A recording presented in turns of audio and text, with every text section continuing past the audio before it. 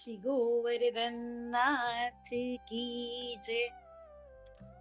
આજે વિચાર આવ્યો કે કીર્તન એટલે કે પદ અષ્ટસખાના અને બધું સંગીત એ બધું કીર્તનમાં આવે. એ લીધું તો શું કામ લીધું એ તો મારા સખીજનોને એકવાર કહી દઉં. બધા જાણતા જ હશે, પરંતુ તો પણ આપણા પુષ્ટિ માર્ગમાં તો જે બધું જાણતા હોય એને પણ વારંવાર વાગોડવું અને દર વખતે નવી નવી નવી નવી લીલાઓની ઝાંખી કરવી, એ તો આપણો પુષ્ટિ માર્ગ છે. તો આજે રંચક વાત કરવી છે કીર્તનનું શું મહત્વ છે પુષ્ટિ માર્ગમાં. સખીજનો, બહુ સુંદર એક પુસ્તકમાંથી મને મળ્યું આજે, તો હું તમને બધાને કહું. કીર્તન એ પુષ્ટિ સંપ્રદાયનો 5મો વેદ અને અમૂલ્ય નિધિ છે. શું કામ? જેમાં વ્રજ ભક્તોના ભાવ કંડારેલા છે. કીર્તનોથી ગુંજી ઉઠતી હવેલી, મંદિરો, ઘર ભાવનાઓને ચિત્તને આકર્ષિત કરી પ્રભુ દર્શનની લાલસા અને ઉત્કંઠા જાગૃત કરે છે. એમાં કોઈ ડાઉટ જ નથી સખીજનો. કોઈ પણ કીર્તન તમે જોશો અને એમાં ડૂબશો અને એને વાંચશો અને એમાં રસ તરબોળ થવાની પ્રયત્ન કરશો ને, તો આપમેળે પ્રભુના કેવા દર્શન થતા હશે, એની લીલા શું હશે, પ્રભુ શું લીલા કરતા હશે નિત્ય લીલામાં કે વ્રજમાં, તમને આપમેળે જાણવાની ઉત્કંઠા થશે અથવા ઝાંખી થઈ આવશે. પ્રભુ સેવા અંતર્ગત ભક્તની જે ભાવના હોય છે એને વધારો કરવાનું કામ કીર્તન કરે છે. માટે જ આપણા આચાર્ય ચરણ અને ગુસાઈજીએ પુષ્ટિ માર્ગ પ્રભુ સેવાના એક અવિભાજ્ય અંગ તરીકે કીર્તનનો સ્વીકાર કરેલો છે. સખીજનો, આપણે ના ભૂલવું જોઈએ કે મહાપ્રભુજી અને ગુસાઈજી એ પણ એને સર્વોપરી જગ્યા આપેલી છે, સ્થાન આપેલું છે. હવે જુઓ, પુષ્ટિ સેવાનું દરેક કાર્ય સંગીત એટલે કે કીર્તન દ્વારા જ થાય છે. આ માર્ગીય સેવા પ્રણાલીમાં કીર્તનોનું સ્થાન વિશિષ્ટ અને અગ્રીમ છે, આપણે બધાએ માનવું જ પડે. એના પછી જ ભોગ, શિંગાર ઇત્યાદિનું સ્થાન આવે.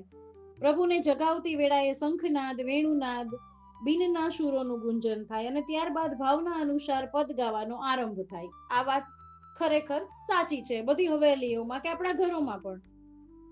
તો આ વસ્તુ શું દર્શાવે છે? તો કે આ ક્રમ જ દર્શાવે છે કે આપણા સંપ્રદાયનું મુખ્ય પાસું એ છે કે આપણા પ્રભુ મંત્રોચ્ચારથી નથી જાગતા.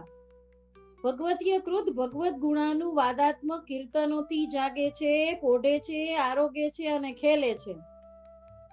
સ્વરૂપ સેવા પણ પ્રભુ કીર્તન વિના અંગીકાર કરતા નથી. ખાસ ખાસ ખાસ પ્રભુ સેવા કીર્તનો વિના અંગીકાર કરતા નથી. જેવા આવડે એવા, જેવા રાગથી આવડે એવા પ્રભુ સમક્ષ કીર્તનો ગાવા જ જોઈએ સેવામાં સખીજનો.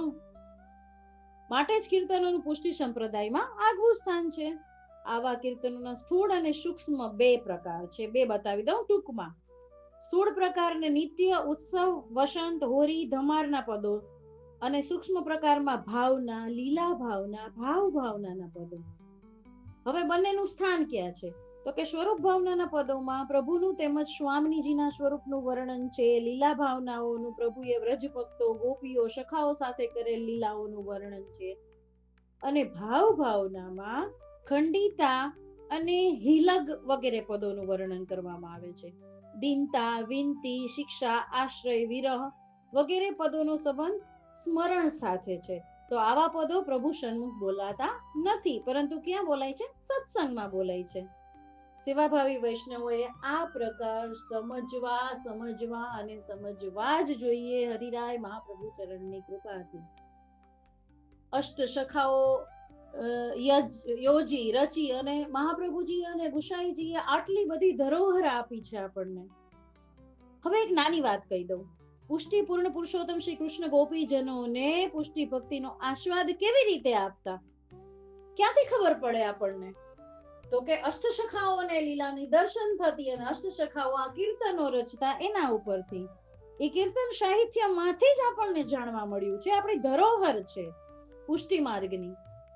અને ધર્મ રક્ષતી રક્ષિત, આપણા ધર્મનું, આપણા ધરોહરનું, આપણા કીર્તનોનું આપણને જ રક્ષણ કરવાનું છે અને આવનારી પેઢીઓને આ ધરોહર પહોંચાડવાની છે સખીજનો.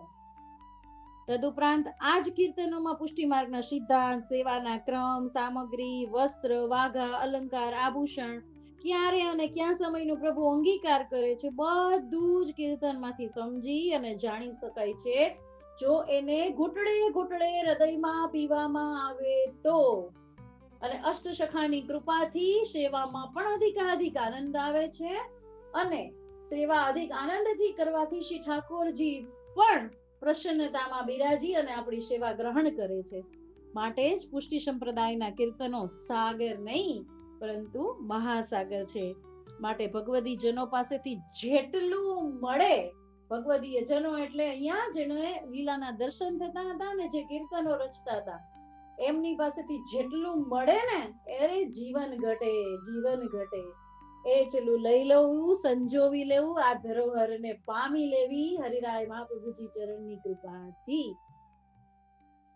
બસ બીજું તો શું કહેવું. શ્રી ગોવર્ધન નાથ કી જય.